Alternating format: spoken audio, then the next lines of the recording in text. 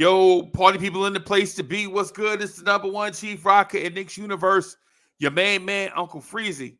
And you are watching what we call old school Knicks, where we take that jaunt down memory lane, talk about mad different topics, teams from different eras, why we made the decisions that we made, what environmental impacts or environmental whatever you call it, things impacted the decision and the decisions and how we felt about and how we feel about the team. So let me bring in the guy, the creator, the producer, right? The creator, the producer, New York's very own, the man that is so smooth, he does not require a chaser. Anthony D. Oh, hey, what's good, boss? One else. I'm on my Lou Rawls shit this morning. Yeah, man. Yeah, man. Salute, Nick Nation. Thank you very much. Good morning, Uncle Freezy. Thanks for joining us again another Sunday on Old School Knicks, and God knows wherever we go. But as you can see, I started off on some Lou Rawls shit. That's my cousin's breakup record right there back in the day. You know what I'm saying? He dropped that Lou Rawls on. You're done. Some you'll never find. Another love like mine. Yo, dude, Lou was the man. Lou was the man. And meanwhile, on low key, that disco ghost note was in that same joint. You might not consider it disco, but that disco ghost note is in that song. It has that little soft disco feel to it. You know what I mean? That little. It's like David Ruffin's "Walk Away from Love." Oh my goodness! It's like that David Ruffin's "Walk Away from Love." Is that little sexy, little head, because those are. For those who will remember, the great David Ruffin from the Temptations and before, the Temptations with him and his brother, because his brother was a singer as well. He was an absolute vocalist. Yes. You know what I mean? Like a classic. This is before Teddy Pendergrass. This is before so many just before. But this is because the song you're talking about came out in 71, right? Somewhere in that I know it's after his departure from the Temps in 68. Right. So somewhere in that, in that era, before I was, a squirrel in my daddy's eye, you know what I'm saying? Right. So it's right before 72. Papa was a Rolling Stone by the Temps. Anybody remember Papa was a Rolling Stone? It was the 3rd of November. That day I always remember.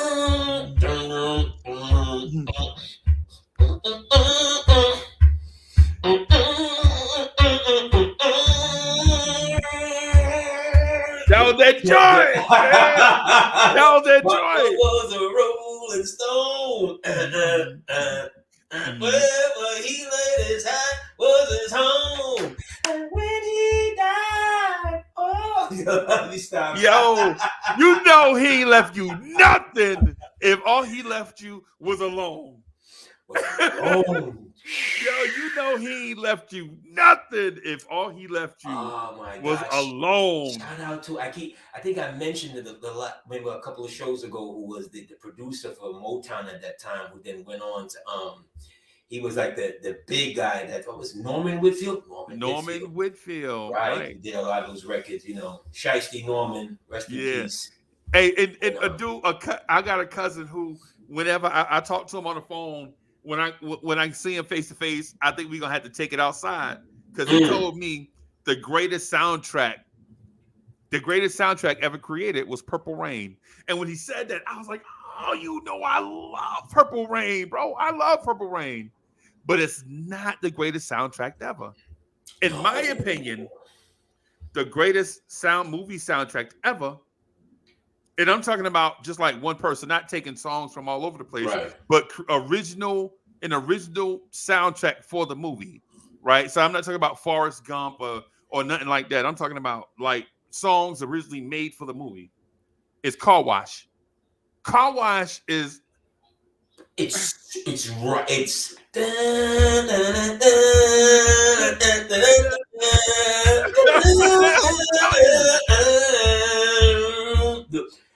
man. Listen, I wasn't thinking that one, but you're correct. I think we touched on Car Wash, and you know, again, Norman Whitfield again that put that group together and so forth. But the one I was thinking was Saturday Night Fever. I thought you was getting ready to say the Trouble Man soundtrack by Marvin Gaye. That's my fire, God, bro. Trouble Man. Don't be in a mood. If you in a mood and listen to that, that's fire as well. That's fire. No, boo. It's right there. We may need to have a real serious discussion about that.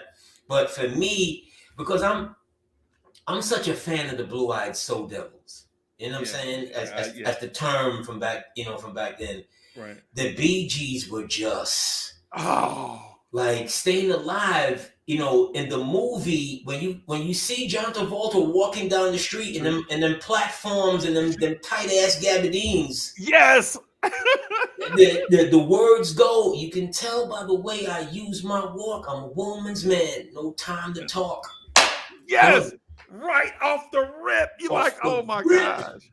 You know where we're going with this. Right. Right off the rip. So shout out to those classics, you know, Trouble Man soundtrack, Car Wash, Saturday Night Fever. There's so much. There's one that's also underrated. That's in a lot later years. The Love Jones soundtrack. Yeah, pretty good.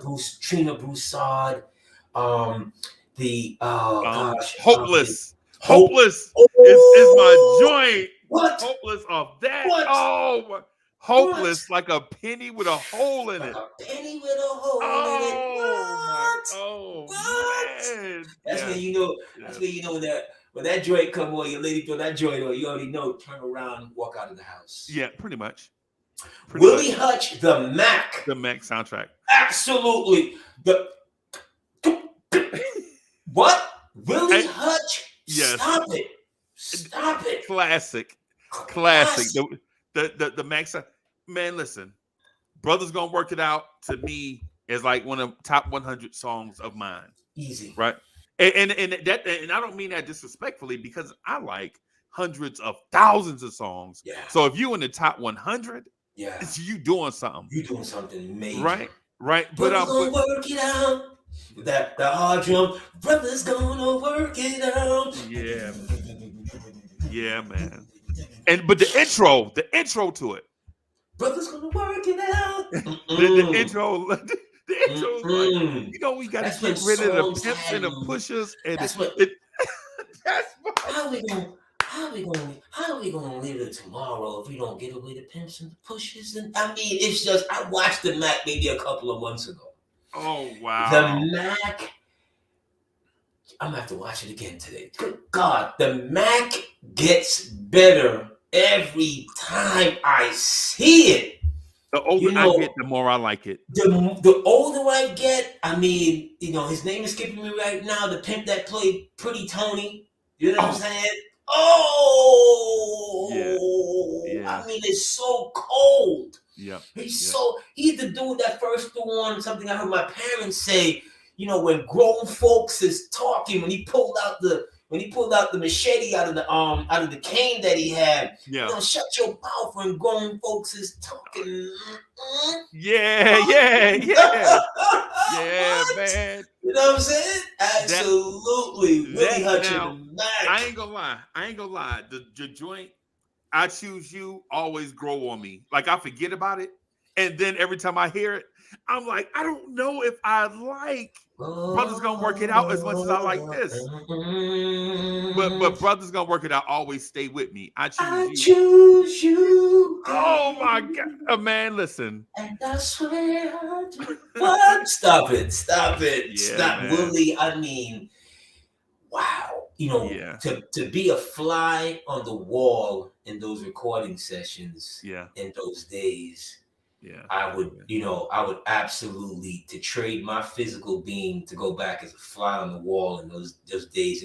I was never someone that wanted, that as a kid that you could, or as a younger person that you could run and go here, go there, go for it, go. No. I'd be a gopher in there. You could go run me around, so I could come back and sit down, just so I can hang out. And hang out with you dudes and see how you gonna put this together. Those classic piece of work. If I could go back in time and be right there, no. So salute to those classic artists, individuals that really put the work in. When you could really have an instrumental. Isaac Hayes used to have like 6-7 minutes of instrumentals. Yep. When you hear Pimp Song. You know what I mean? It's like the first, Is Prison Song on there? What's Prison Song? Is Prison Song on there? No. Prison Song is in another movie? Oh, I think it's in another movie. But you know what? It may be in that movie. I'm trying to think right now off the top of my head. And that needs more detail and nuance. I really need to look that up to give the people who did the work the proper accolades and so forth. So I don't want to say yay or nay on that one, but shout out to those individuals, those classic artists. Because I came from last night. My family had a party for my Uncle David. Okay. My Uncle David turned 80 last night. Happy birthday, Uncle David. Yeah, absolutely. And it was good to see so many of our family that we hadn't seen since, COVID and so forth. So it took me back to that time, not that it was an old school party per se, right, but when you see the legends, right, when you see the legends and they happy to see you, you know what I'm saying? And he's, still young and spry, but I remember in particularly Uncle David, my mom's, my aunt, who's my mother's sister, who's married to Uncle David, and when they used to get dressed up to go out, right?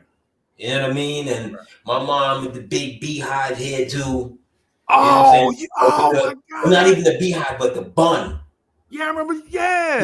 That we used to call it beehive back in the day. Yeah, and you know what I'm saying. And his cousin's passed away since Ronsford used to have the big butterfly collar that went from like shoulder to shoulder. Shoulder to shoulder. Yeah, yes. The shirt was blue and the collar was like pink. Yes. It was some J.J. Evans type of deal. Yes. Like 8 different colors on a shirt.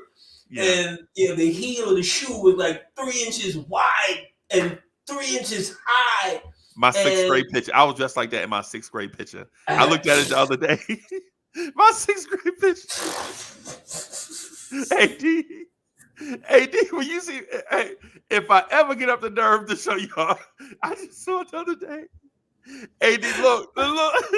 AD, and then look, the shirt I had on was denim, and I had on denim patch jeans, like the with it's like denim patches and different colors all over, and with the flare leg pants. Oh my God, I'm so embarrassed, bro. Flare at the bottom. No, we just didn't know that. Guess what kind of belt I had on though? Just take a wild guess. Just a wild guess. I didn't have the belt. You know how it had the 3 rows of buttons, the 3 rows of things in it. Right. Or you got the 3-prong belt loop thing. Mm-hmm. Nah, I had a chain, a gold chain belt. Yes. So you know what era. I got on denim patch pants, right? And then I had an Applejack hat to go with it. So for those that know. Absolutely. Yeah, man. We didn't have a lot, but what we had was worth holding on to.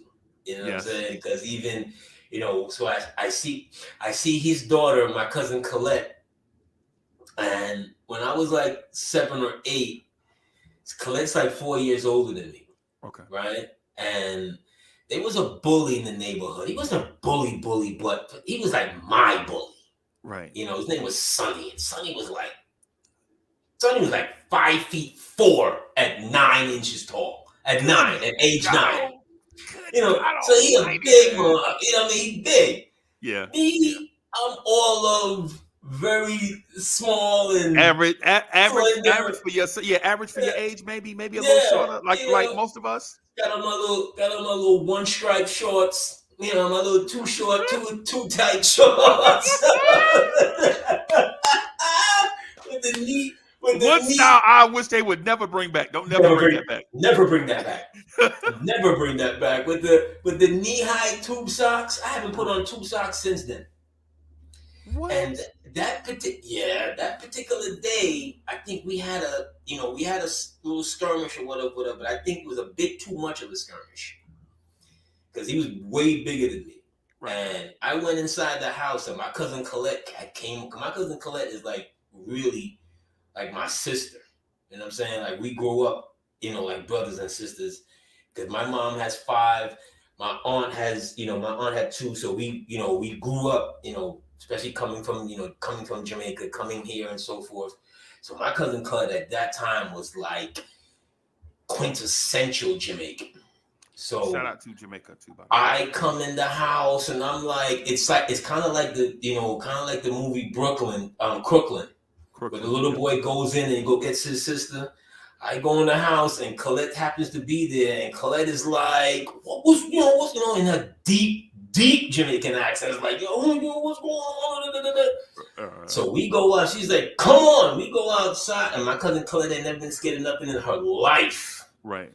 This woman led the brigade to jump off the top of the house onto the oil truck. That's a whole nother situation, right? So we go outside, and I'm like, there he is, Colette. My cousin Colette walked up to Sonny and hit him with the left, right. What? And then once he got the right, he made the horrible mistake of bending over, of doubling over, and Colette put him in the headlock, and it was it was all of that. Huh? Is that my cousin? What?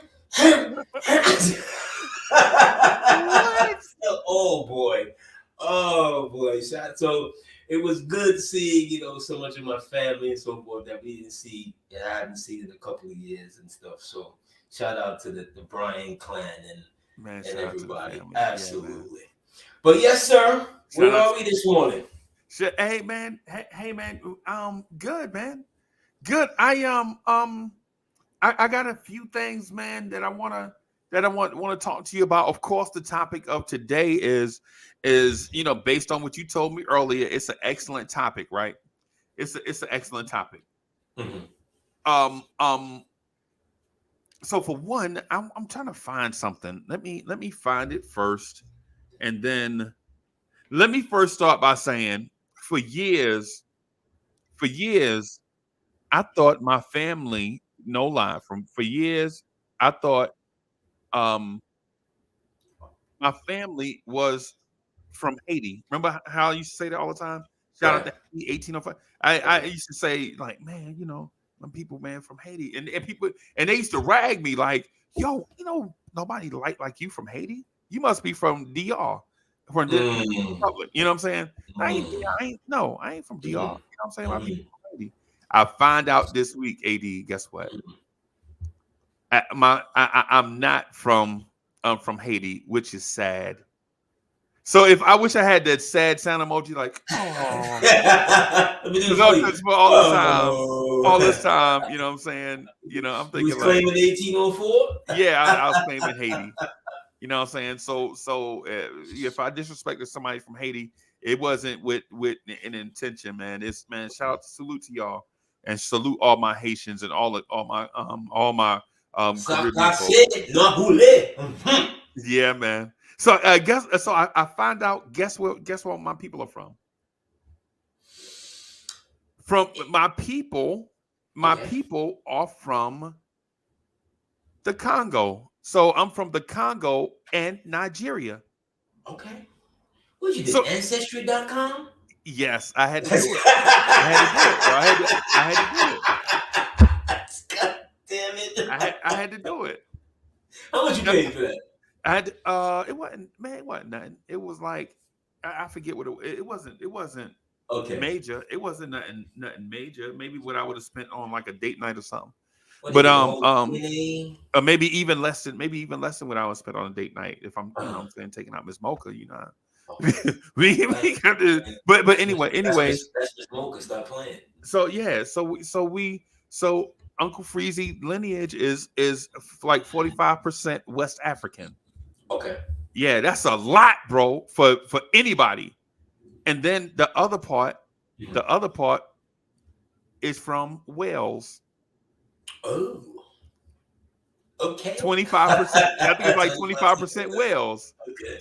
So for people that don't know where Wales is, let me find it on the map. In Great Britain. Right. It's kind of like Staten Island. Yeah, kind of.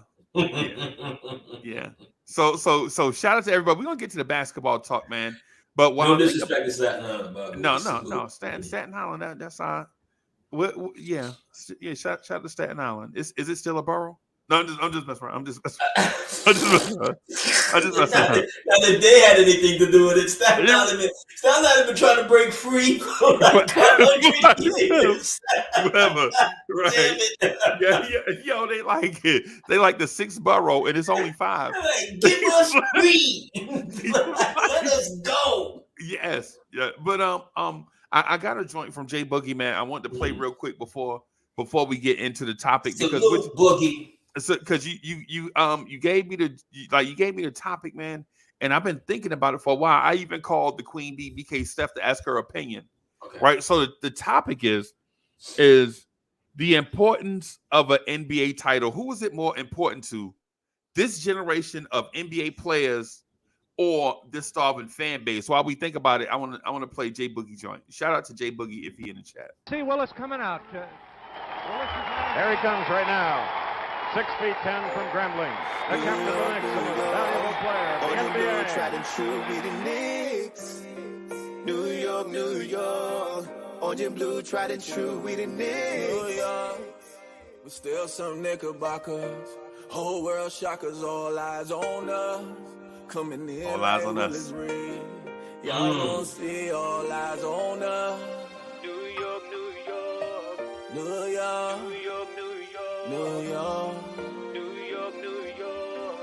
All eyes on us, Coming in like real as real. Y'all gon' see all eyes on us. We still some Knickerbockers. Whole world shockers, all eyes on us. What Leon Rose did, no spite of the future set for the young kids. Let off, this a straight aim. I wish the worst in the best way for Danny Ainge. You wanna rob us for our draft picks? Strip us down, take the logo off New York Knicks. I guess by now you don't feel the shine. Them ain't trades we pulling up, them quitting grind. Let me give you a little history. Us New Yorkers reacting man you quickly. Why you think we got the media watching? Fast break through the legs, here come that Obi topping. Straight fashion, we got the best clothes. When you in shape, you take your shirt off like Derrick Rose. All you used to be Knicks fans, go ahead and switch. This that Blockness muscle floor, Money Mitch. Like please Tom, no time to play. I walk in the garden with a peak coat like I'm Fournier. A Nick jersey, some Levi's, some Butter Timbs. This ain't a loop, this a alley-oop, the Jericho Sims. Keep it real, however, we got a different style. I called Deuce for the pressure, he gave me 8 miles. They try to break us at deadline, tear the squad apart. Them 9 games after Cam gave us the Josh Hart. You read the Bible and know the Quran. Just live your dreams every day, make a team like Quan. Catch the youth before they hit their prime. Work hard, get rewarded, come on Hartenstein. I'm talking to all the East guards. I bought Jalen from the West, now he's an East guard. The same number 11, you know the rod strict. Now you playing against a squad with a baby pick. Look at Julius right now, he know it's game time. That off-season lose weight, pivot baseline. That big bucket being made when it's crunch time. That jab step left hand in your face time. I know Drake represent, you see the 6 hard. But turn it upside right, you see that side guard. This time around for the season, I'm making prop bets. I need 26 mil off that Tyler check. The truth is, you gotta be a little tougher. Every time we play Miami, I gotta deal with Jimmy Butler. MIP all-star player, I gotta have it. Pretty boy, young Key Sweat, Broadway Barry. I know we got a lot of haters. I know we got a lot of doubters. But one thing for sure, us is that orange and blue, we gon' always stick together. It's us against the world. On us, coming in like real is free. Y'all gon' see all eyes on us. But still some Knickerbockers. Whole world shockers, all eyes on us. All right. All right. Shout out to J Boogie, man. And J Boogie in the chat. Salute Boogie the God. Wherever he at. And shout out to J Boogie. You know what I'm saying? Salute Boogie the God. I don't know why I'm not on one of these tracks. What? You don't think I got bars, baby? I got bars, Boogie. Stop playing. Them, what we talking about? we talking about? Yeah, I got ad libs all day. You know what I'm saying? Yo, you could be the Diddy, I could be the Big. Stop playing. I got bars, Boogie. Stop playing. But salute. I love that soulfulness in that record. Yeah, you know, I mean, Boogie's like one of the realest and truest Knicks fans.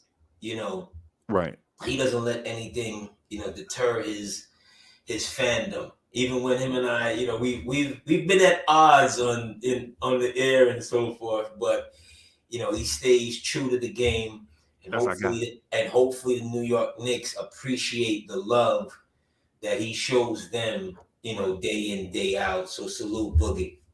Yeah, for sure.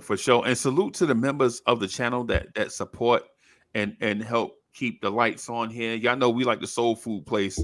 Like we not big like the other YouTube channels, man.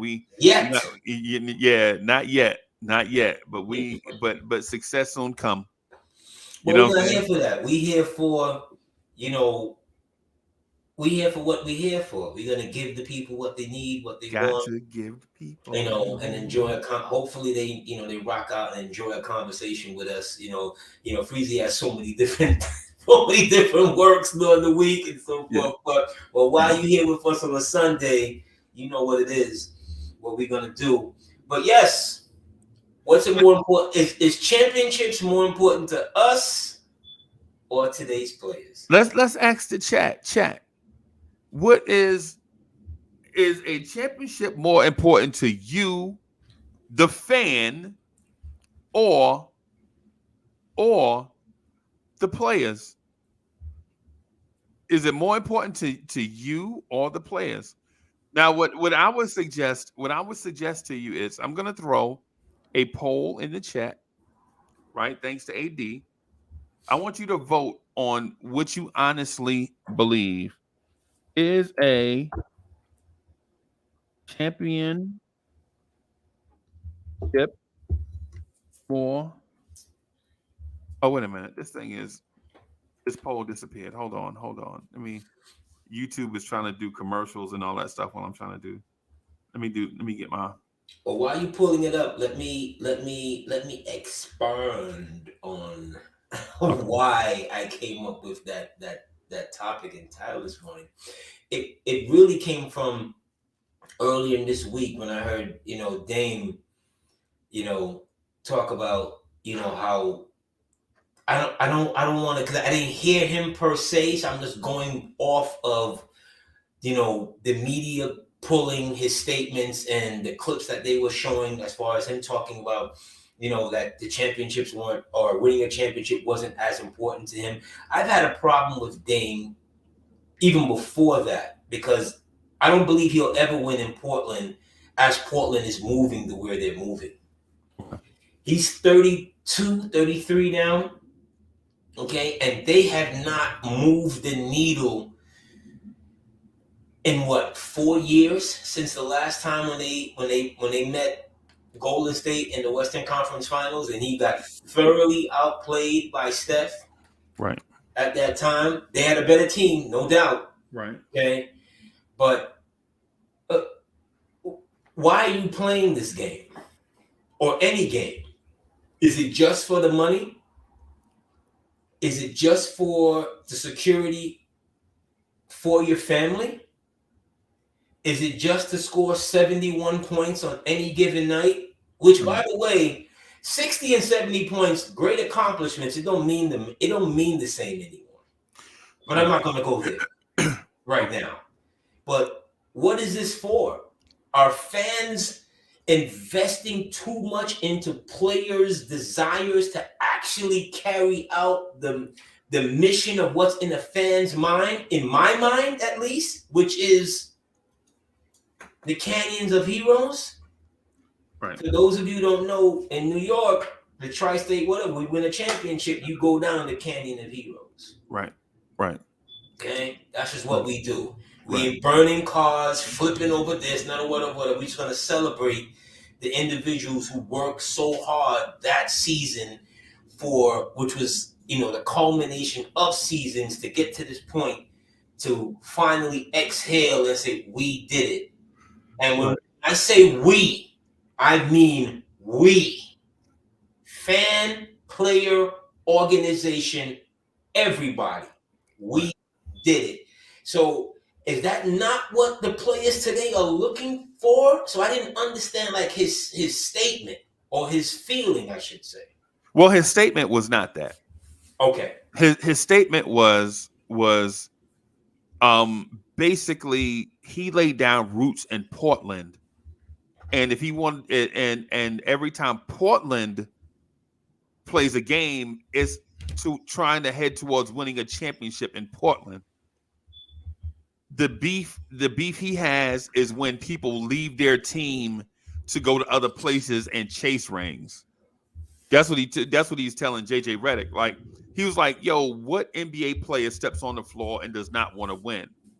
You know what I'm saying? That's insane. No NBA player, for the most part, steps on the floor and doesn't want to win. What it is people think that you should play some places and then you should be trying to chase a ring if you can't get it where you at. And then he went on to say, him and JJ Redick also went on to say that, you know what I'm saying, some dudes chase rings and still never get them. You know what I'm saying? Like, give me an example. I can come up with one in my head, but of dudes that chase are just chasing, just to put it on their resume that they want a ring. I can think of 2 or 3. Right? But were they chasing per se just to complete the resume, or they've always wanted to win?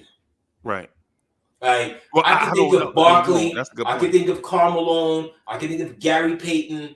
You understand what I'm saying? Right. But would I ever say that that's what those guys were doing, or they always wanted to win? Right. And Karl Malone's case, yeah, is peculiar because his team was transitioning. They weren't really any good anymore. You know what I'm saying? They were like sliding back down the mountain. You know what I'm saying? Exactly. And Karl Malone wanted to try to at least get a ring because Utah wasn't going to win a chip. Okay. You know what, Freezy? I want you to stay right there. Okay. Sometimes when the organization, kind of like what we're seeing now in New York play out with Aaron Rodgers and the Packers, when they're done with you, they don't know how to say they're done with you. Right. You understand what I'm saying? Right. It's not a meeting of, let me meet with a person who's been here for a decade plus. Right. To say, hey, we love you. You can always come back. We're always going to do right by you, whatever. But you know what? Right. The business has to go on. Okay? We're going to do right by you and put you in a situation for, where you can possibly win a championship. Is that chasing a championship? See, that's the part that's left out. Right. Was KG chasing a championship? They had to throw him out of the state of Minnesota. Basically. Yeah. Because he was sitting there with an organization who finally went to the Western Conference Final with Sprewell and Hudson, and I don't remember the entire team, but I remember they didn't do very well when they got to the Western Conference Finals against the LA. I think they might have won like one game. Right? But they had to rip the Minnesota uniform off of him because he was so dedicated to the city and the state. and being, a Minnesota Wolf or whatever the team, Right. So is that chasing a championship? Yeah. I feel you.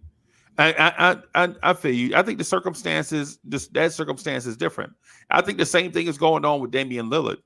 Like Damian Lillard, like he alluded to something that you mentioned about Ja Morant 2 weeks ago, right?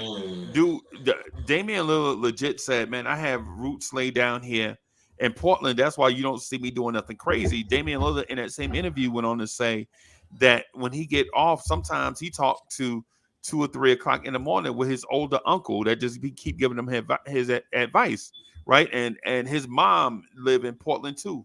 So it's like he got these roots laid down in Portland, and why basically he was alluding to why change everybody's life in my pursuit of a championship? Wouldn't it be sweeter for me to win a championship in Portland? Basically, he was alluding to Portland over everything, right? Like if he was to win a championship, he want to do it in Portland. And I think what people construe that as is he don't want to win, because it looks right now like Portland is not going to win a championship, right? Even Clyde Drexler, another Portland Trailblazer, didn't want to leave Portland until give you an example. If the Knicks would have beat the Rockets in '94, Clyde Drexler would have retired a Blazer. The only reason why he even went to Houston the last year is because he went to school in Houston, and one of his great friends in the NBA played in Houston, and they had already proven that they were at the mountaintop and they could win. That's the only reason why Clyde Drexler even left Portland. So do you call Clyde a chaser? No, I don't. See, here's the one thing with that. Clyde had been to finals already. Right. See what I'm saying? Yep. Clyde had the taste of being at the very top of the mountain and falling off. Yep. So he wanted to sip the champagne. Not only was he at the top of the mountain in the NBA, he's at the top of the mountain in college. Yep. Phi Slamma Jamma. Yep. They lose on an airball putback to NC State. As we're in March Madness right now. Salute to March Madness. And I'm not going to get into it because I haven't watched one. I'm sorry. That's a lie. Friday night I was watching, and I was texting you randomly, going through the AD-isms. I was watching, what was that, Princeton against Arizona? I think it was Princeton against Arizona.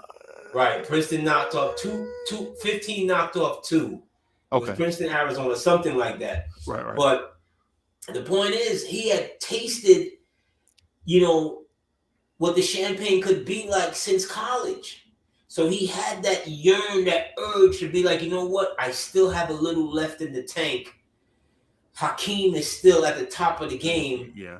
Let me go, Barkley's not there, or whatever, although this is pre-Barkley getting there. Right. But there's a landing spot for me. And the rumor was Scottie Pippen, was it after that? It's Pippen, then Barkley that comes on. I think it's Barkley. No, it's Clyde, and then Pippen comes after. Right, and then Barkley comes on, and they go through their whole whatever. Yeah. After the Bulls, uniforms. I could have told them once they changed. That was '99 that Pippen got there, right? No, I think that was because he got there between Chicago and Portland. Right, I think that was '97. No, they weren't. The Bulls were still together. The Bulls still together, so we're talking about no, it might have been 97, 97, 98, something like that. In 98. You know what I'm saying? But it's a different story. For me, for Dame, okay, let's think again. Is that the same case of Bradley Beal? Do you remember last year when Bradley Beal's woman took to the internet and was cussing out the franchise? Yes. We're losing and it's not Bradley's fault. Yeah. And da-da-da-da. But Bradley, you re-upped. Again. And got a no-trade clause. And got a no-trade clause. And again. Yes. Okay? You keep re-upping. For a get my- franchise that hasn't been to the, you know what I'm saying? For a franchise that haven't been relevant basically since Gilbert Arenas. Right. Okay? So you see what I'm saying? Not everybody's looking to win. Right. And I get it. Right. $100 million can change your perspective forever. Ever. Yes. Because at that point you're like, do I play for this championship, or do I ensure that and this is you at 27, right? 27, 28. Do I chase this championship, or do I ensure that my great grandkids are millionaires? They ain't even born yet. Your grandkids ain't even born yet. You know what I'm saying? But you trying to ensure that they are millionaires at birth, right? Or But are you thinking about them, or are you thinking about the what if? The what if I fail? Yeah. And I touched on him getting clobbered by Steph, right? Right. Because in that between 20, I'm talking about Bradley Beal now, not Dame. I'm talking about. But hold on, I'm gonna use all of these guys together, all right? Which is Bradley Beal, Dame, James Harden. Okay, 2 different conferences, but in the same ilk of players, and as far as them being at a certain age. Right. When James Harden, I think when they were touting him for that, him to be MVP and so forth, when they met Golden State that first time, what was it, 2013, I think? Okay. Something like that, 2013, 2014. Steph gave him his lunch. Yeah. The same for Dame. Steph gave him his lunch. Yeah. So is it, you see this mountain? Are you David? No pun, Uncle David. You see Goliath and you do not want the challenge? Right. Okay? Right. When you're on that stage, you're like, I can't beat them anyway, so we good? Yeah.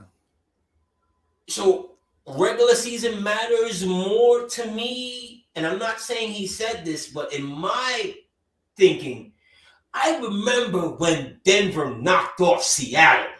Yep. Lost money on that. When Gary Pack came out of nowhere and was the best player in the series. When Robert Pack came I ran into his baby mama at the club one time. Did I ever told you that story? No, you did not. You're going to have to let it go. Okay, all right. I ain't going to tell that story. Please, I'm not gonna you're going to have to let it go, but keep it PG-13. Thank you very much. No, okay. All right, so I'll tell the story real quick, and then so what happened was I was this is like 19. I might have been like 22 or 23. In the best shape of my life, man. Probably about. Was she wearing Robert Pack baby mama on her shirt? Nah. But and she didn't even tell me who she was. But so I'm in the best shape of my life. I had just won a box off in this place called in Houston, Texas. Just won a box off, right. And then it was another stage to it the following month. But I qualified for the one come the following month. So we go to Louisiana, and it's a small town in Louisiana. It's this club that used to be jumping, right? So I'm in line, and this is the era where we used to wear the nylon shirts. Remember the stretchy nylon shirts you used to put on? If you had a body, you used to throw on like the nylon shirt or whatever. You could legit take the shirt off and put it in your pocket. That's how. I feel like you got on a body shaper. Yeah. Everybody gonna see this half a belly right now. and so I'm outside the club, right? I'm feeling good. All the homies around me, everybody like, we in here. It's the Green Street champ. It's Freezy. Look who here. No, but I'm in line. And this lady bumped me walking, and I look, and she got a baby bump, but she got on stilettos about this high. Okay. Right? Just tell you. And I'm like, hey. And everybody like, yo, you know who you just bumped into? And I'm like, yeah, Uncle Freezy, blah blah blah. This is the egomania era. This is the ego era, y'all. This is the ego era. Not now, not now. Right. And so this lady walks up to me. She's like, you know who you just bumped into? You know who that is? And she turned around and I look, and I look, and she about 10 months pregnant on high heels, right? Going to the club. Going in the club, right? And her friend is like, you know who this is? You know who this is? And I'm like, no, who is it? Who is it? And she's like, that's Robert Pack baby mama. And my whole crew was like, and then bust out laughing, right? Like, who the hell is Robert Pack? Right? But I mean, I knew who he was, but for it to be that kind of scene. Exactly. I'm Robert Pack baby mama. Proud. Yeah, what? Now I'm about to show the entire universe that I ain't had this baby yet, but it's about to happen. Right. I'm going into the club. It was hilarious. Ironically, the same thing happened to me in this club in New York. I'm not going to say the name of the club and all of that stuff, but this was about 95. That was a no t-shirt summer.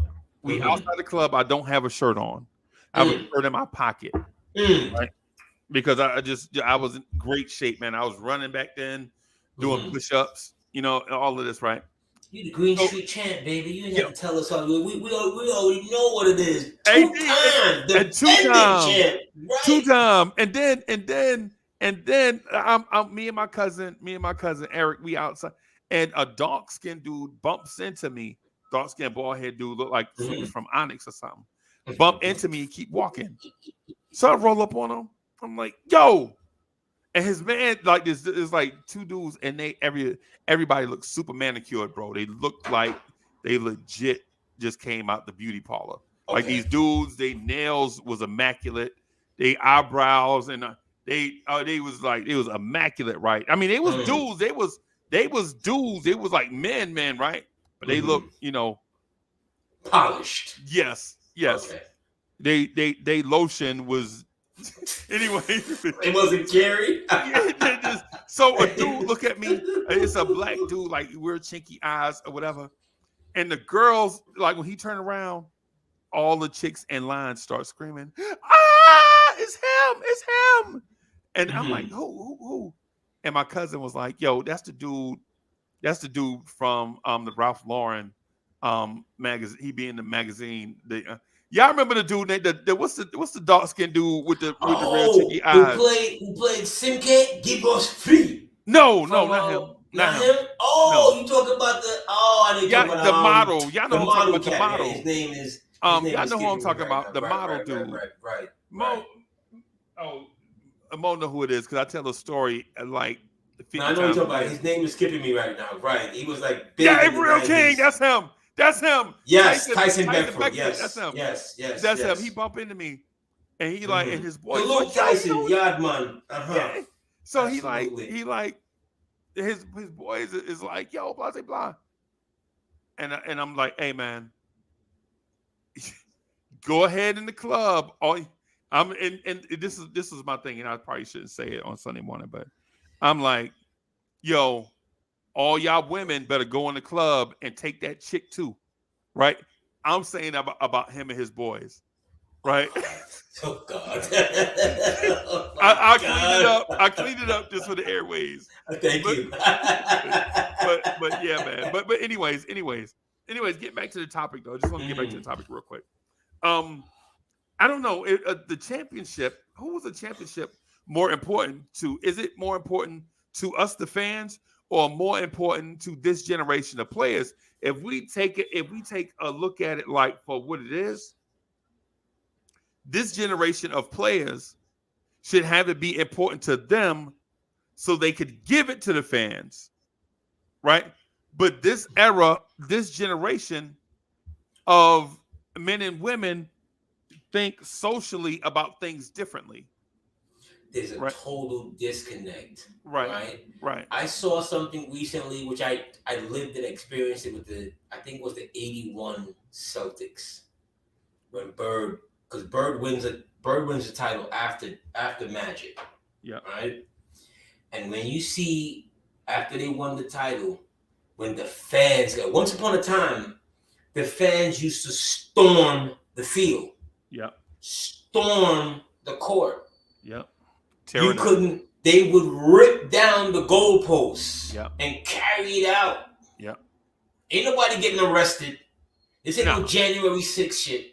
You're right. See what I'm saying? Right. This is the love. This is love. And Bird is kind of like what's that? These kids be doing today. Hey! Bird was kind of doing that back then with the crowd. Right? Yeah. Bird is doing, he's not afraid in today's day. Before I even go there, once upon a time, the star athlete or whoever made it out of the community, they weren't afraid to come back to the community because it was love. Right. See what I'm saying? Right. You appreciated, you wanted to see that guy do well. Right. You may have a hater on the sideline like, fuck. Right. But the community dealt with the hater. The community dealt with him, but you were happy to see him do well. Right. It's not until you start looking at your pockets. Right. Now you start looking at his pockets. Right. And you know what? His pockets are fat. Right. So whenever he or she comes, the discontent is growing. To now you have today where if you're a celebrity, how many celebrities have we seen in the last several years, whether they rappers or not, or whoever, right? You come back to the hood, you may not be trying to stunt. Right. It's not your fault you have a Rolls. It's not your fault you're driving a Phantom or whatever you worked, whatever you did to get what you got it. You got it, right. But there's a certain element, good or bad, from those communities that are not appreciative or not happy for what you got. Right. Right. And they're willing to remove you from it. Right. Okay? Right. Regardless of what you mean to the community. Because you don't mean. Right. To a certain group, yep. Okay? And it wasn't like that back then. When Clyde Frazier rolled up in the Rolls Royce, he could have left the door open and the car running for a year. Right. And people would have they'd have been out there watching it. I'm watching Clyde car. Somebody would have been out there trying to watch. Yeah, you know what I'm saying? Somebody's gonna be out there washing it. Right. Wiping it down. Right. Ain't nobody trying to hurt Clyde. Right. It's Clyde. Because that's Clyde, baby. Yeah. Clyde, baby. Yeah. Today, it's a whole nother situation. You see what I'm saying? So for Clyde in the 70s and those players, you wanted to win for the fans. Yes. You want, because it only built up who you were. Right. Today, it's a difference. So I don't know what Dame is experiencing in his community, where he goes for, I don't want to say he goes somewhere for validation, but where he goes to get the love. Let's use that, the love, right? Or is there love anymore? We'll use that topic. We'll use that question for another topic. I think for him, I think it is. I think his is more deep rooted, like love for the Portland community, so much so that he uprooted his family from Oakland and brought them to Portland. You know what I'm saying? Like for your mom, my man's married. He ain't got to have his mom live in a Portland community, but she there. His uncle, he was like, yo, his best friend in that same interview, he was like, yo, his best friend finally got a job where he can work from home. So every now and then his best friend will come up and stay a week with them. Don't ask for how's nothing. His best friend working and your best friend got $500 million? That's a whole nother story. Yeah, but that's the thing. That's the thing. Imagine say this take off and me and you say banking, whatever, and then your best friend is like, AD, yo, why don't you put me on, man, blah, blah, blah. Or your best friend is like, nah, AD, man, I'm gonna keep my job where I'm at. I just want to keep things the same, man. You cool with me? I ain't trying to, you know what I'm saying, bank off you. We cool. We just gonna keep it exactly the same. Gotcha. Regardless of the bread that's to be made. Few and far in between, but I got you. I got you nonetheless. Yeah. Like with your best friend, it'd be like, AD, I get the check this time, you get it next time. We just keep doing that. You know what I'm saying? Can you imagine you got say $500 million and a dude that's say making $100,000 is paying for lunch? Let me give you a quick story for you, right? I've known people with some money, right? So we in Miami.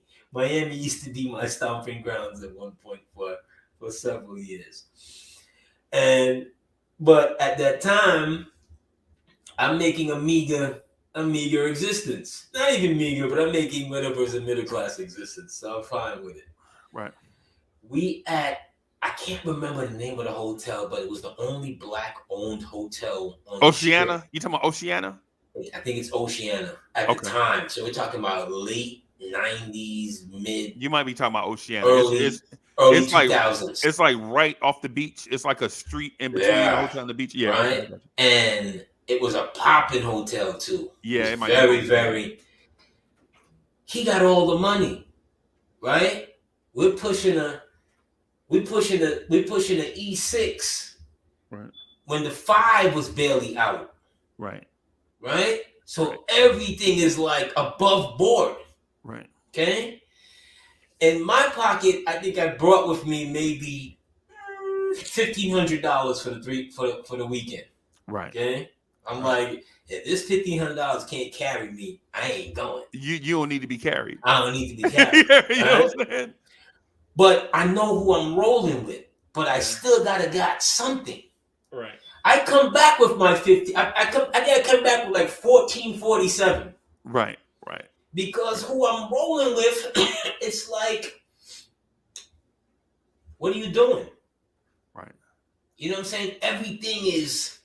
Right. It's what it is. Right. So to that relationship, you want to seem like you can still carry your own and still hold on to your own and what you got.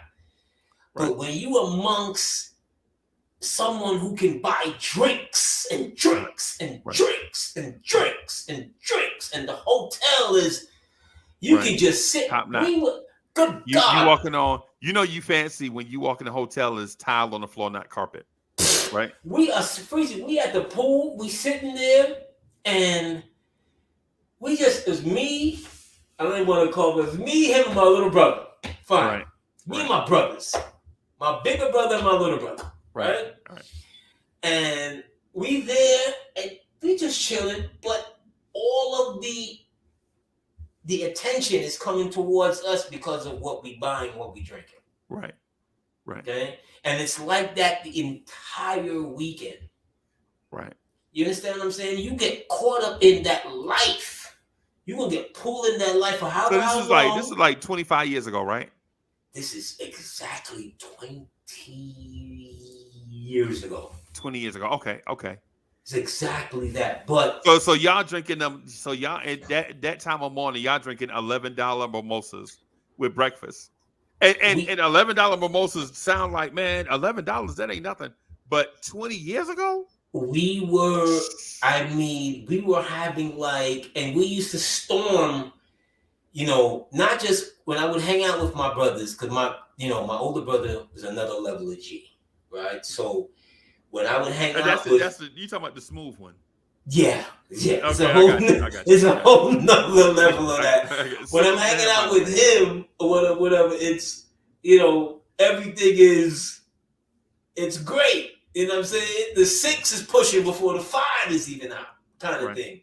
Right. So everything is great. So when you're in that life with those kind of individuals, you want to make sure but it kind of tsunamis you. Right. It's going to take you over because, like I said, I came home with 1447. Right. So back to a Dame on his point, I get it. Your family, your friends, you don't want to uproot them and all that good stuff. But if it's not important to you to that level, I don't know. But for us ridiculous fans, we're celebrating the 50th year since 73, Freezy. Right. Dame wasn't even born then. Right. No, I got you. So let me ask you the question. Is it more important to you? Let me put it this way. Let me say that I want the chat to hear me on this. I would rather, okay, so I consider Lawrence Tears the San Antonio Spurs or the Portland Trailblazers of Knicks universe, right? Okay. It's like, you know, we're like not as big as a lot of others, but we still produce dope content and people come and watch us. And they help us with create dope content. Like legit, you know what I'm saying? Everybody in the chat, they understand like what it is that we doing. We gonna provide real conversation. We gonna talk about real topics. We ain't gonna, you know what I'm saying, try to, you know, be something other than what best fits us, right? Okay. And so when you ask me would I and my Lawrence Tears mindset say stop doing Lawrence Tears and say jump on and do an SNY. I don't know. I like doing the mornings. I like old school Knicks. I like rocking with AD. And I live a comfortable life. You know what I'm saying? I'm not saying I'm rich by any means, but I would rather rock with Free Keith and GI during the week, rock with AD on Sunday mornings, then be one in a number somewhere else. Knicks freestyle. Just for more whatever. That's just the type of person I am because I'm the type of person that enjoy the experiences. Like when we do old school Knicks here in the morning, we always set the tone. We always set the environment. So you know that old school Knicks is not like any other joint that's on YouTube. Old school Knicks is a unique YouTube joint specific to those that want to take that trot down memory lane. And sometimes we talk about the culture and the time and all of that stuff. So when we talk about the Knicks, you be in that old school Knicks mindset. So would I leave to do like an SNY just to be one employee out of 17,000? I don't think so. I don't think so. Now, would I do this every Sunday morning at 11 o'clock? Check YouTube the last few Sunday mornings at 11 o'clock and see if I was here. You know what I'm saying? So with the thing with Damian Lillard, I kind of understand what it is he's saying. Like, you know, man, your legacy is not defined by you winning a chip somewhere else being a part. Like for instance, do you respect Kevin Durant's championship with Golden State? I mean, he put up an excellent performance, bro. He was the best player on the floor in those championships, right? But I don't know if I respect that more than I respect Golden State's championship from last year. Here's the thing with that. And at first, when he went there, I was kind of like on the side of, come on, G. You know, but a man has to walk his own road. Right. And only he know what he can endure. Right. Because the race is not for the swift. Right. Right? Yep. So he felt that he couldn't beat this team presently constituted with him and Russell. Even up 3-1. Right. On the precipice of sending them home. Right. That speaks to something of him and his intestinal fortitude, but nonetheless, he made the decision what he made, Right. he could have faltered, Freezy. Right. Easy. Because it's a lot of guys, when the lights turn on, they falter. Right. Yeah, it's easier because you got Steph. He's not shooting that jump shot for you. Right. See what I'm saying? He's not working out every 4 a.m. in the morning, blah, blah, blah, blah. Right. You know what I'm saying? He's not the one getting these emails. You are. He Right. may have dealt with it in a way that we as fans didn't like, but to the topic, a championship was important to him. Right. For his legacy. Right. Especially at age 20, at that time, was he 26, 27? 27. Yes. I think he was 30. Yeah. But yeah. It was important to him because all he's hearing is, you're the greatest player with no championship. Right. So, but that's a weird narrative too, by the way. It's a weird narrative because we let the media spin our narratives. Right. And for that reason,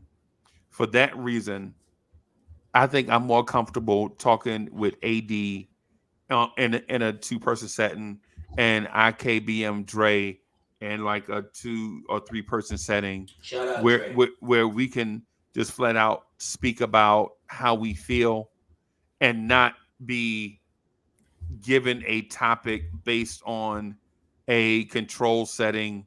You know what I'm saying? Like control test. Like you control test 50 people. What comes out of that group, they bring it to you and you have to talk about it. Because I heard Stephen A. Smith, and I did a video on it. I heard Stephen A. Smith react to Damian Lillard, right? Mm-hmm. And Stephen A. Smith was so put back by what Damian Lillard said, he disagreed with Damian Lillard said, but didn't even disagree with what Damian Lillard said. And what I mean by that is he was disagreeable, right? Because he needed to put content out. Absolutely. Right? But the stuff that he said did not disagree with what Damian Lillard was saying. Right. Because the thing is we respect people that climb the mountain for what we think is by themselves. Right? Oh, he did it. He got to the top by himself. And then but then how can you say that and then at the same time say, well, the man is the greatest point guard to never win a championship? How could that be the narrative too? Because if that's the case, shouldn't you be pointing the finger at the team instead of the player? It's we, the media, not we. The media pick and chooses the narrative for the day. Right. Remember, it'll change tomorrow. Right. They got to sell papers too. I call it selling papers. I don't call it creating content. Yeah, they got to sell the papers, create content, whatever. They got to do whatever they want. Yeah. But in the moment that you're doing this, and I know a lot of these guys, they used to say, "Well, I don't listen to the media. I don't listen. I don't." But they do. They do. The opinions of a Skip and a Steven, it matters to these guys. If it didn't, why would you create a burner account, Katie? Right.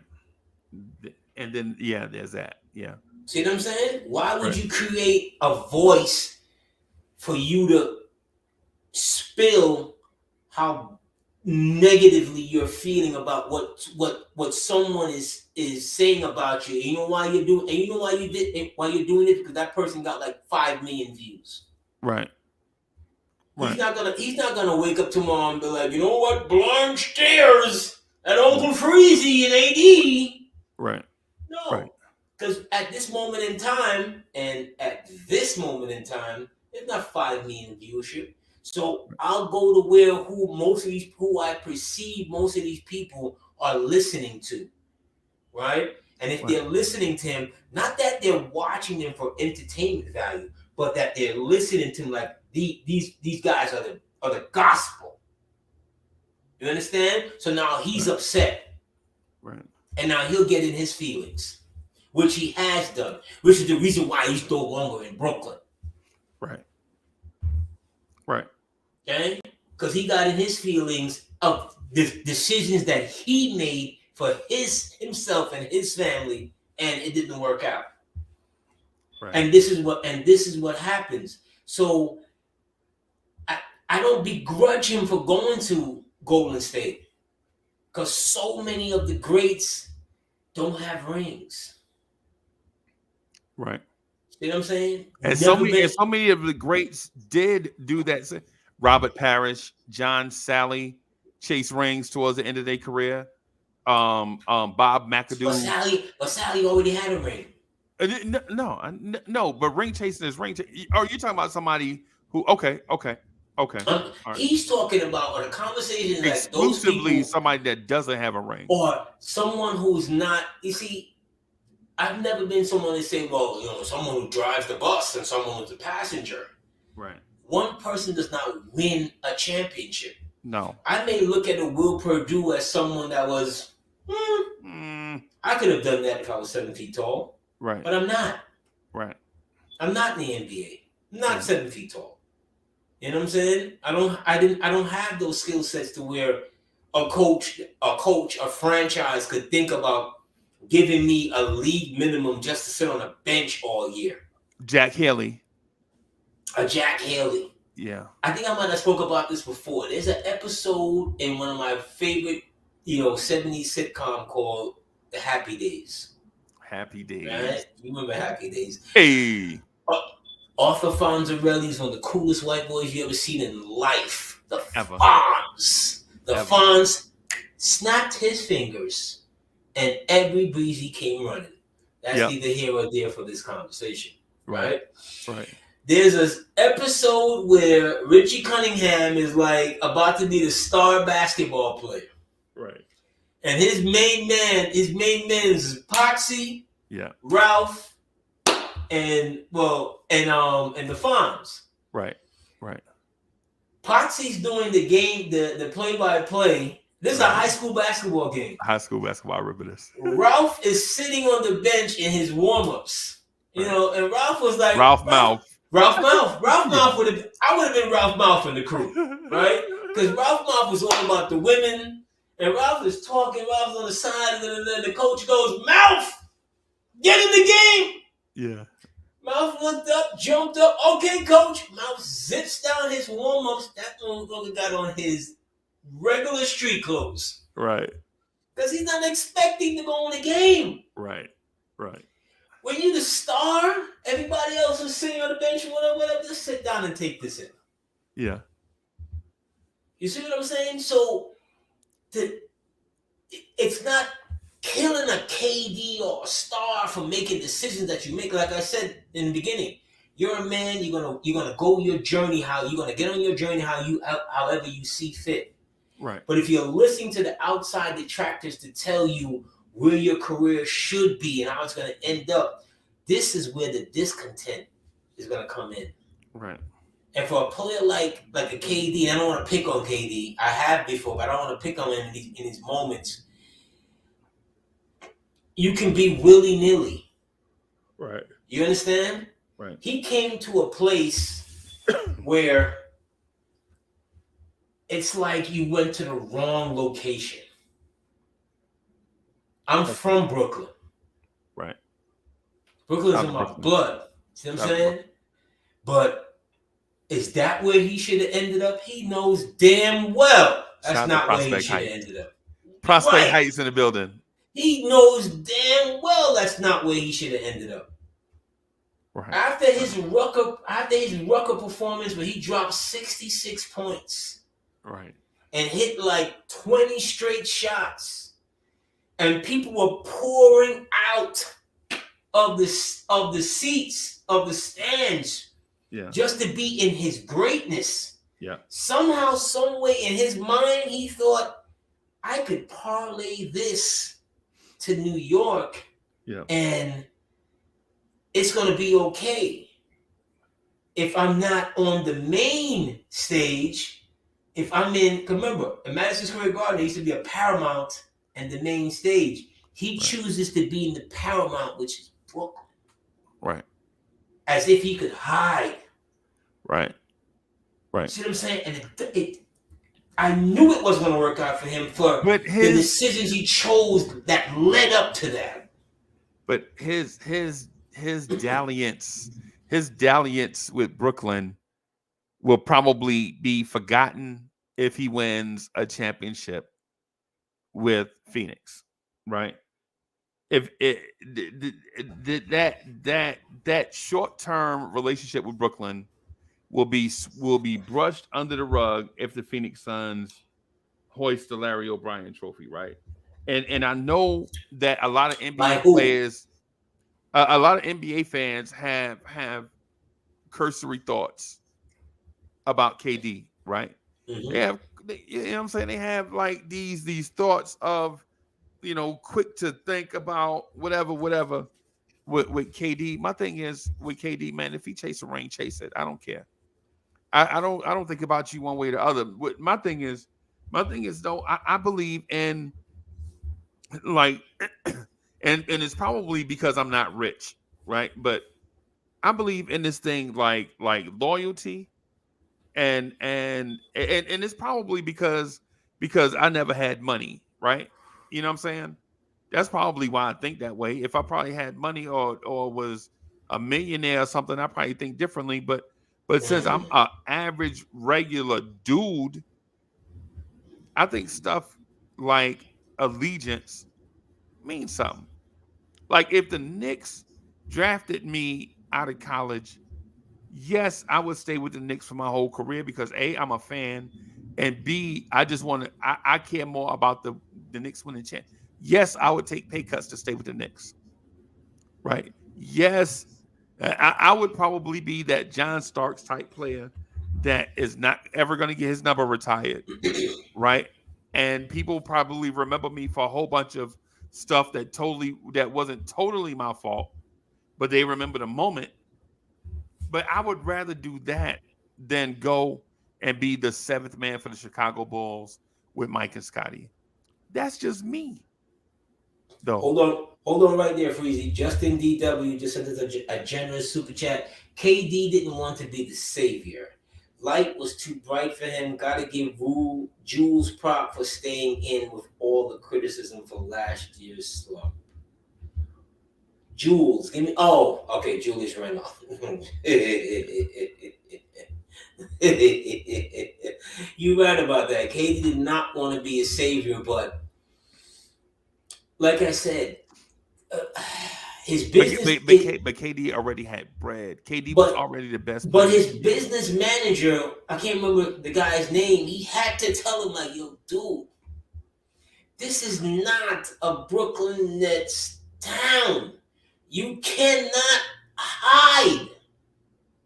You see, the worst thing he did as a player coming to this town is to go on air at a very hot, urban, young radio station that has God knows how many followers and say that the New York Knicks weren't cool. Right. Well, the one thing about KD, I'll say this. About KD, he had enough forethought, enough proclivity to understand that in that moment the marketing thing was best to try to capture New York while New York was up for the capture, because at the time that he signed with the Brooklyn Nets, the New York Knicks had the worst record in the NBA. They had only won 17 games. They're like 17-65. The city was up for grabs. It was kind of like what Jay-Z did after when Biggie died. The city is up for grabs. At least he felt like it was. So it's okay for you to say, yeah, you know what I'm saying? I'm the king of New York. And nah, it don't work like that, bro. Jay-Z and a bunch of people have the proclivity, the forethought, the insight to say, you know, New York is ripe for the picking. He could do that because he's of the city. Right. See what I'm saying? He's not only of the city, but he's of a particular area of the city where that king came from. Right. There's a difference when you're coming from outside the city, outside the state, and you're going to tell us what's cool. Right. You only been here for a hot second. Right. Your dad may be from here. Right. You're not from here. Who's seen him walking the streets? Right. As a 7-footer during those times. Right. Oh, excuse me, 6'10". He doesn't want to be 7 feet. Who saw him walking these streets? Nobody. Because that's not what he was about. AD, but you know what he thought though? He thought that he could probably do some type of weird perfunctory effort. Some weird takeover. Yeah, exactly. Some kind of soft perfunctory take where he just show up and the city would come to him. And because he's got Kyrie and Kyrie's dad is from Upper Harlem and blah blah blah, so it makes it like an easier landing spot. Right. No, this city was dubbed the city's game for a reason. It didn't start 10 years ago. It goes back to the Harlem Renaissance and those basketball teams from way back when. Okay, right. This has always been a basketball city. Well, the New York Knicks have always been the team here. Some transplant from across the river. You're fucking New Jersey. Right. No disrespect to New Jersey. Okay? Shout you Jersey. Are New Jersey with those ugly ass uniforms, those Space Cadet uniforms. Obviously, he wasn't around here at them times. You know what? You wasn't even a glimmer in your daddy's eye. Okay? Right. But you're gonna choose that organization because they came to Brooklyn and it's gentrified and you can walk around and get with your lap dog and your $13 coffee, and you know what I'm saying? Oh my God! But the thing is that the New York tri-state area, and I'm gonna include everybody, has always had a magnanimous spirit about basketball. Shout out to Connecticut. Yeah, whether it's New York, New Jersey, Connecticut, all the way from the tip of Long Island, all the way out to say Camden, all the way up to say Knicks fans. There's a magnanimous basketball spirit here. Like it's overwhelming almost. You know what I'm saying? Does anybody remember that Dr. J won an ABA championship? Right. No. Right. The Coliseum is long gone. Right. And he's from Roosevelt, Long Island. Right. Shout out to Long Island too. Shout out to Central Islip. You see what I'm saying? Someone gave him the wrong information. He somehow thought that he could transcend because the power of KD could somehow make Brooklyn into the Brooklyn team into something that I watched, not even from Brooklyn, but Jason Kidd with the Jersey Nets had some great years. Right. Some very great years. And they couldn't draw flies. They couldn't draw flies to shit. Right. In those Nets with KD and whatever, they could not sell out their own playoff arena. Right. Come on, let's keep it a buck. Right. So, to KD's point, did championships mean that much to him? Did it mean a lot to him to bring a championship to Brooklyn? It did not. I beg to differ. And the thing about the New Jersey Nets and their desultory attempt to bring in fans, they thought that the magnanimous spirit of New York basketball could just translate to the Nets.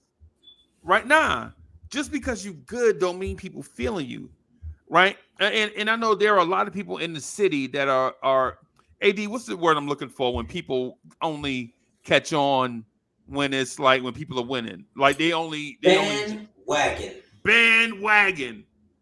Like there are some that are bandwagon fans. I appreciate that.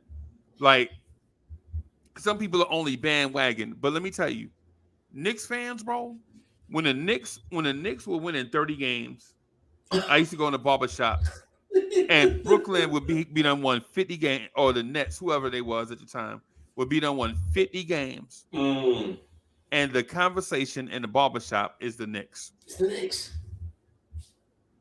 Knicks. You know what I'm saying? So because Jersey was someplace that you went to go visit your family. Or go by Tim's. Or go buy Tim's, or go to the outlets. It wasn't, and this is no disrespect to New Jersey, because you know what I'm saying, I bounced in Jersey. I still bounce in Jersey. You know what I mean? Like Jersey's, I don't look at Jersey as something other than an extension of me. You know what I mean? Or extension of us. But we got to keep it a buck. They just weren't important at all. No matter who they got, they just weren't important. I heard somebody say one time they went to a Brooklyn game and it was so cacophonous in there. Like, you legit could go in there and clap, and your clap would go all the way around the arena and come back to you. That's how empty it was. like, Dad, who in here clapping? And you realize you in there by yourself. I went to one game at the Barclay, because the Barclay, to their credit, they tried to ingratiate themselves with the community. They've had different events, not just basketball. They had James Harden out on the corner giving away playoff tickets. Oh, Jesus! All right. they wish they had Harden in the strip club giving away playoff tickets, right? So I went to like the first game, because remember, Superstorm Sandy was here at the time, so it delayed the opening, right? And I think Sandy hits in late September, early October, something like that, right before the season starts. I'm driving around downtown Brooklyn in August. The stadium is like half built. Right. And I was like, oh shit. I had tickets to the first Knicks-Nets game for like my family. Like, this is not getting done. My uncle was in construction at the time. I called him because we were going to the game. I'm like, yo, I don't know if this is getting done. And he said, yeah, I drove around there myself. It's like half built. Within, Sandy comes, and Sandy gives them a reprieve, because Sandy comes and slaps everything around. Right. When I go into the stadium, or into their, whatever they call it, the stadium or the arena, whatever the hell. Whatever, yeah. It's like a 12,000 seat arena. It's like a glorified high school gym. Right. Okay. Slick Rick is performing at the halftime. Right. The acoustics at that time was so bad. Okay. It was so bad that if you had never heard Slick Rick before, and Children's Story and all of those, hey young girl, the world is yours, hey young world, and all of Young World, all the classic records. All the classics. It sounded horrible. Right. Yeah. I'm like, how could you do this to one of the greatest rappers ever? The Bad Boy reunion was terrible in there too. You remember the Bad Boy reunion? He cast his stuff. Okay, so you don't want to go to the Garden. You want to go to Brooklyn.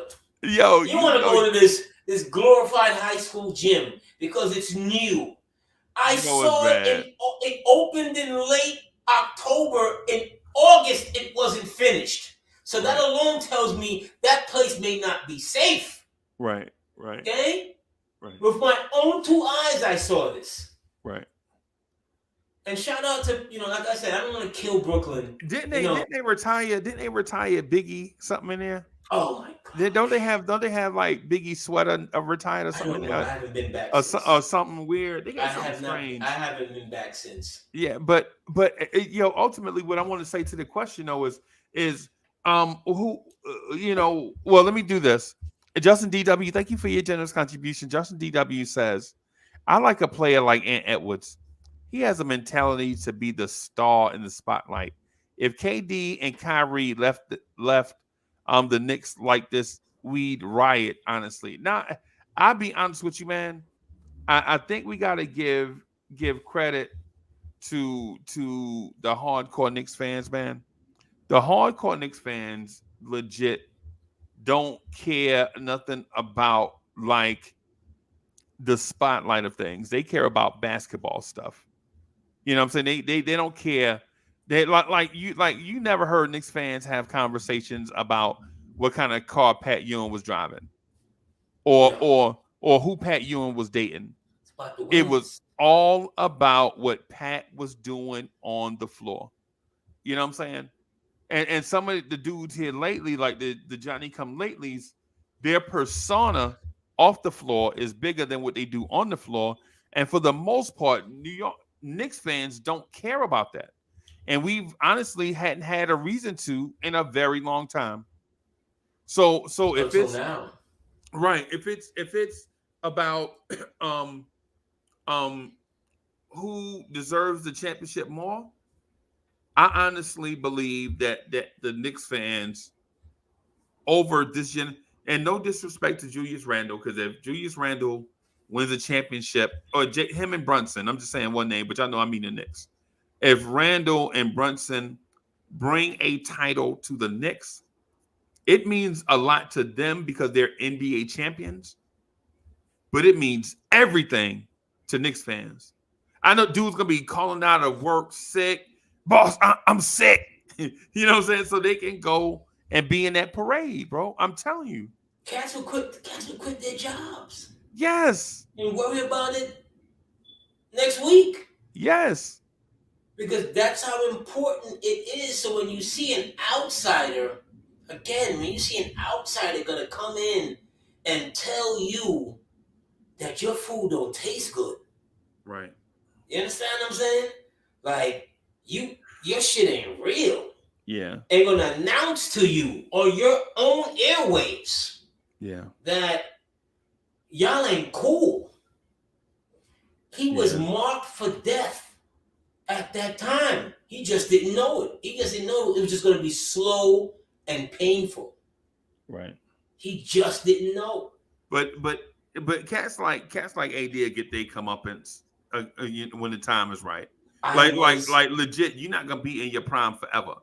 The day gonna come when the Knicks are good and KD is gonna be a 38-year-old backup center. That day gonna come because it comes for everybody. It comes to everybody, right? You know, he gonna get that day gonna come, and, right? And as he keeps getting more leg injuries, as he keeps becoming more and more brittle, right? He'll have that. But at that time, it was like, you know, oh, I don't want to be nobody's savior. I don't want to whatever. Well, I can't. You know what I really want to say, but ain't nobody asking you to come save us. We ask you to come be a part of us. Right. Come help. Right. Restore. Right. Revitalize. Right. And then plus we know you can't be a savior anyway. You tried to do that in OKC and couldn't. It didn't work. Yeah. Right? Yeah. So who would need more saving than out Midwest where at any moment in time a tornado can come and wreck everything?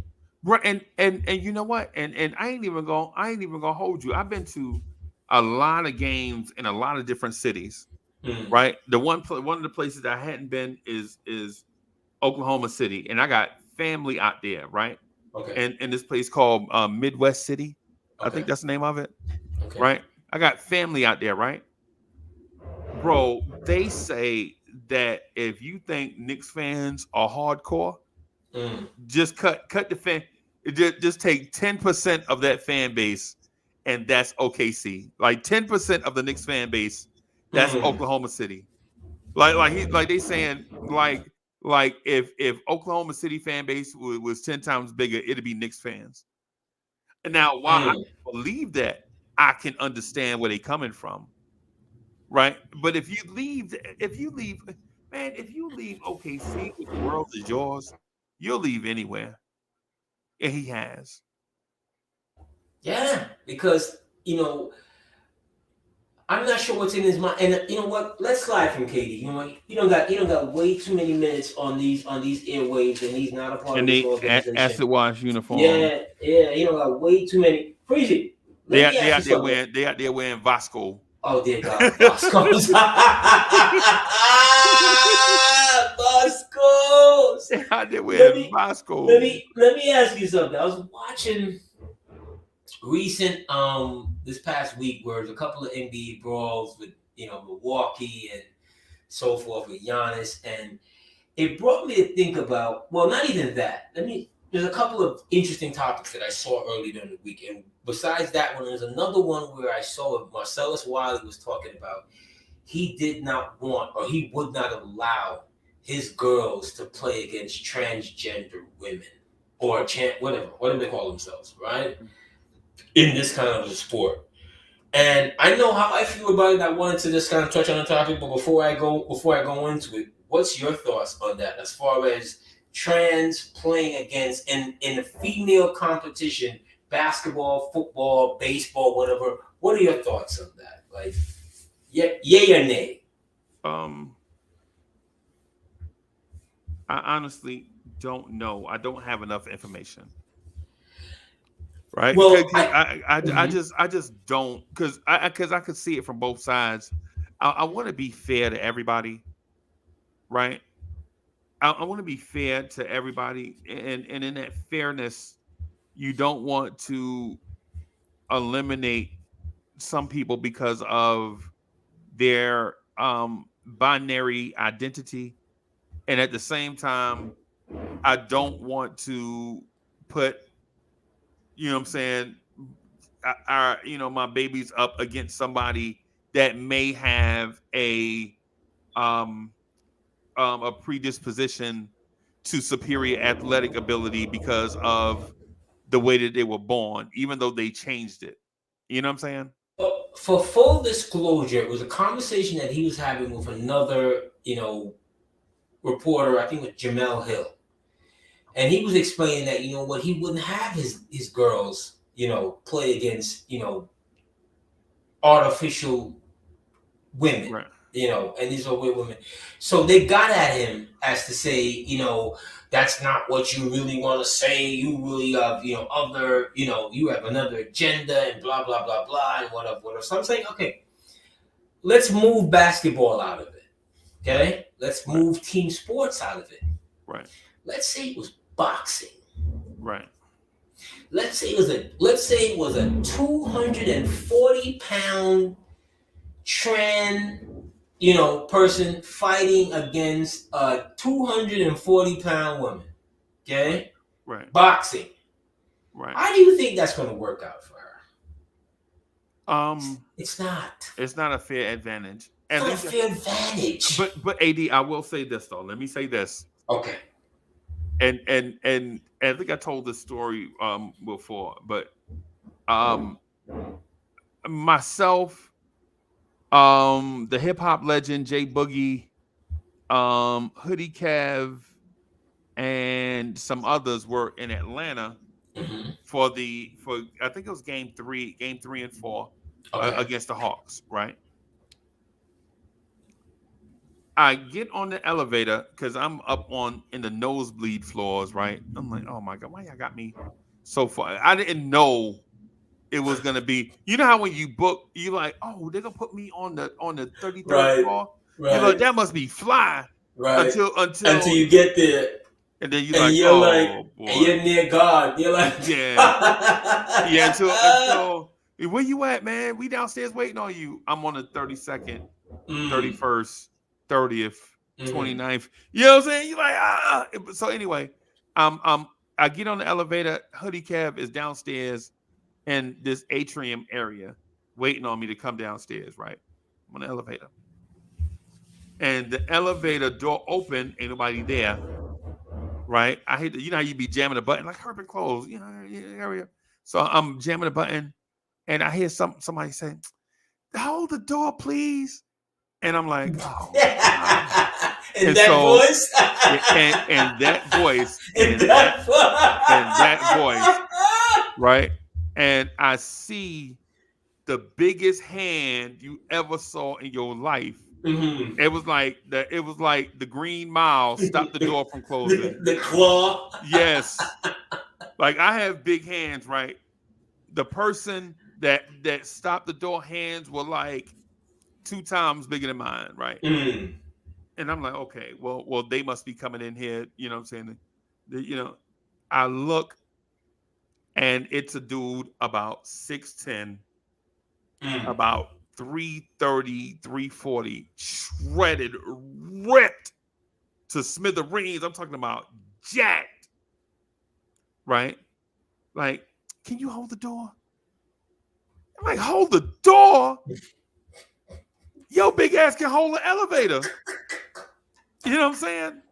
And it's a dude, it's a man, right? He a little, you know what I'm saying? Whatever it is. I'm not being anti nothing. What I'm saying is this person is what he is, right? Mm-hmm.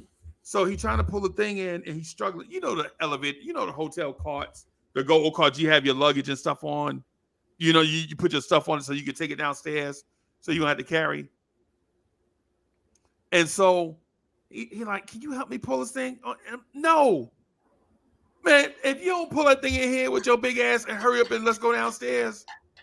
And so the door, we finally get downstairs, and so he in the corner with his arms folded like a brat.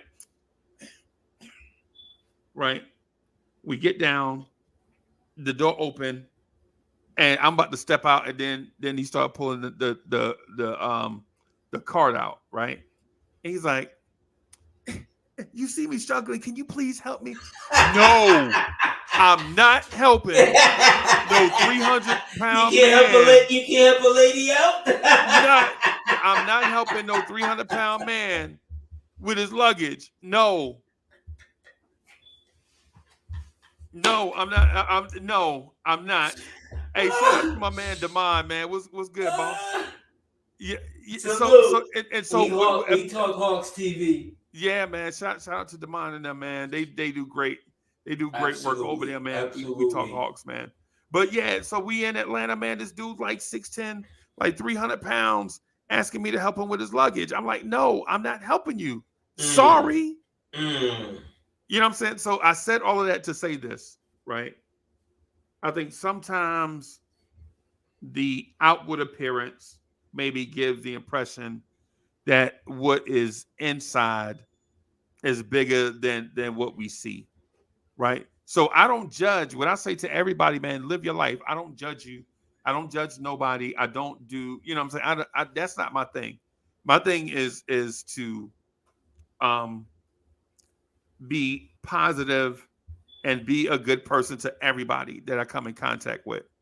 And some people try to ruin that, but I don't let it stop me from being that. So when I hear the thing about, you know, people that are binary or them, they deserve a full life as well, in my mind, right? But when it comes to these things, I think we probably, as a nation and a community, probably as a world, we have to get to a point where we have to accept people for who they are, because you can't separate. Give you another example about my Caribbeans, right? In the 70s and 80s, in our communities, like the Caribbeans would be around and they wouldn't say anything because they were often always judged because of where they were from and how they spoke, right? How you gonna let such and such guy? He can't even speak English, and you like the way you talk, you can't speak English either. The way you talk, it's the same thing. The same thing for my Arabs and my Muslims and my Asians and all of them. Like sometimes we draw these lines that we always consider what's fair and what's not fair based on what's closest to us, but we don't think about what's fair to everybody. And I instead of thinking like, and what Marcellus Wiley said is, I understand what he was saying. He's talking about in the spirit of competition, right? In the spirit of competition, do I put my girls up against somebody who people say was born as a boy? And if my girls lose, how do I explain to my girls that they lost to a girl that was born as a boy, and therefore that boy has an advantage? You see, you know, and I'm gonna go into it because I just think the conversation and the act is such stupidity. It needs a proper dissecting. Would you have your 18-year-old girl on the mat and although I've seen these things in wrestling and so forth, right? Now that's woman wrestling's more skill, blah, blah, blah, blah. Right. As that young man grows older and gets bigger and whatever, he's physically stronger. He's going to be physically superior. Not only that, okay, in amateur wrestling, it's body to body. Right. It's your reproductive parts against his reproductive parts. No matter how protective you got on your gear and all I didn't that. think about that part. I didn't think about that. Okay, because people never think about stuff like that. It's Right, always we're even or whatever. No, you're not. A man will smack Jesus out your ass. Right. Okay? Right. We as a nation, as a world. But you ain't got no female cousins. You ain't got no female cousins that will throw them things though. I already spoke about my cousin Colette. Okay? Oh yeah. Okay. Knocking one out, right? Okay. But that's an aberration. It's not the norm. Okay. I got you. And we saw, as a nation, as a world, we saw a football player, a professional football male athlete, get a heart attack on national TV. Yep. Is that what we want for our girls?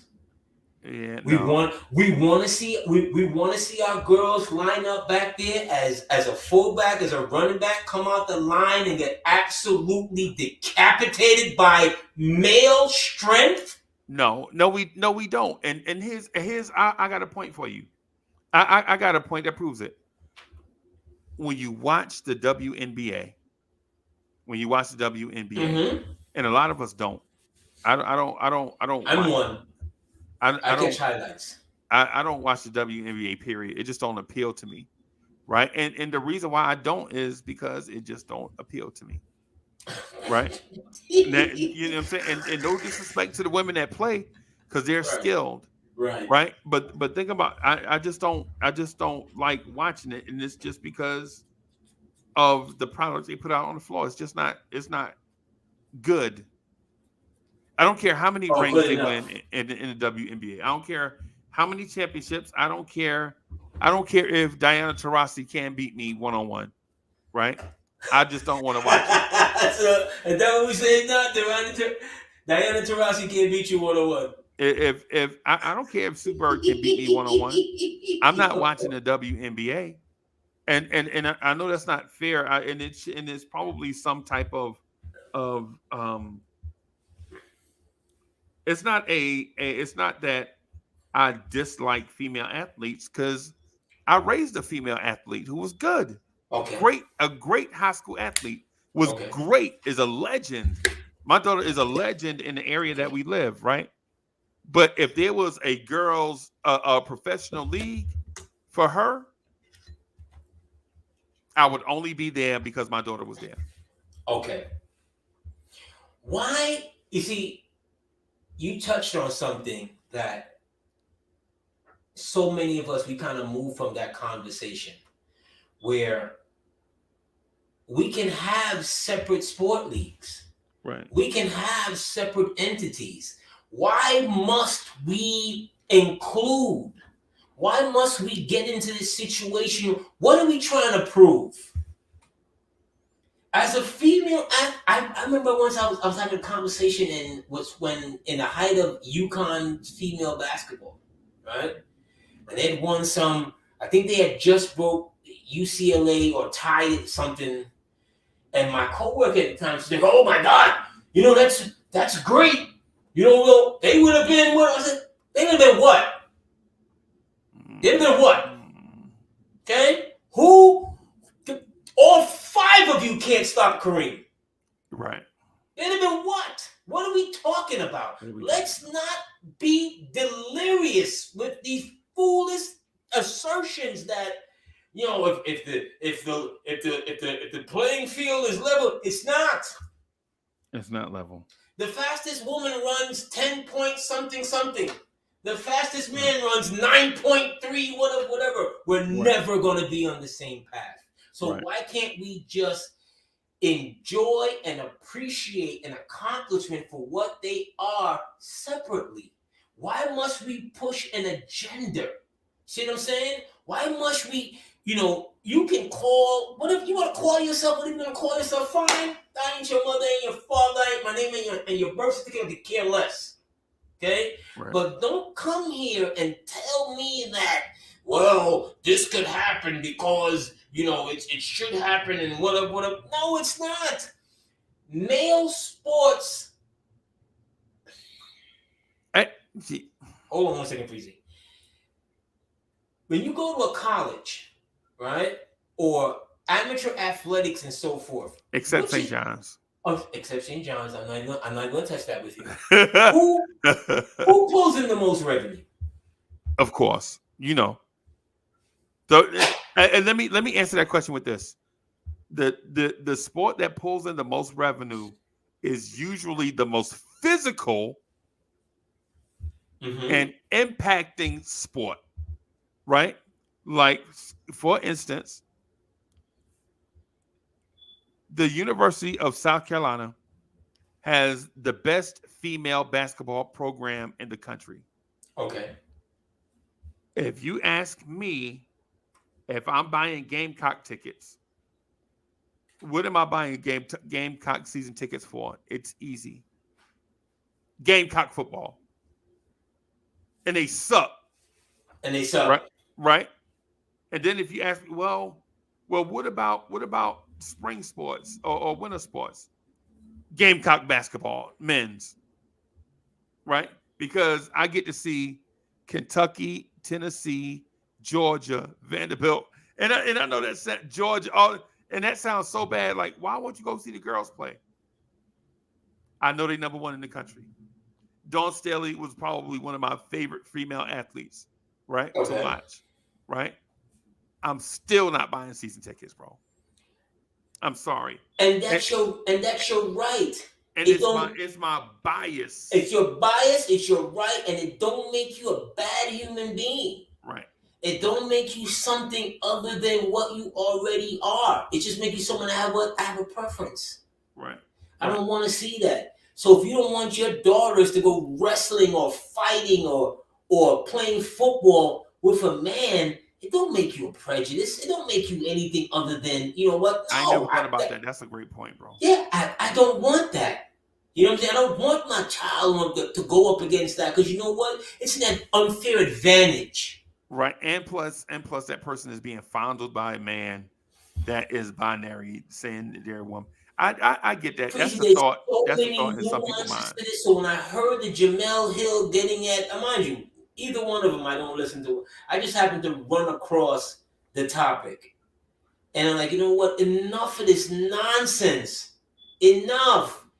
I don't think those topics, some of those, I don't think some of the banter is genuine. Okay. I don't think some of the banter is genuine. Some of it is the producer needs a polarizing topic to speak about, and they can't come up with anything on their own. So they grab the most controversial topic in the headlines now and speak to it, because trust me, if nobody was talking about it, they wouldn't be talking about it either. We live in a world, Freezy, where we forget that before that man decided to do what he was, his name was Bruce Jenner. Yeah. One of the most decorated male American athletes of his time. Right. Okay? Of his time. He wasn't Caitlyn and this and the third. No one's going to be like, look up Caitlyn Jenner from 1976 Wheaties box. No, I don't. No. About that. Look up Caitlyn Jenner in the Olympics in 1976. No. The East German women and Russian women, they were taking anabolic steroids to be men. Right. Okay. And still could not achieve what the men were actually doing in competition. Right. Now, so my thing with it is simpler, right? Whatever it is that people want to be to have their spirit be free, go do it. Because because as long as it's legal and as long as everybody's safe, you know what I'm saying? But see, my Freezy, everything is legal and safe now, Freezy. I know. Because everything is up, everything is down. Well, I should say, down is up is down. The sky isn't blue. The sky is orange. It's whatever you want. It's whatever you want to put your money to. It's whatever you say. Right. Facts aren't facts anymore. It's, you know what? I should be able to do it because I have the right to. Right.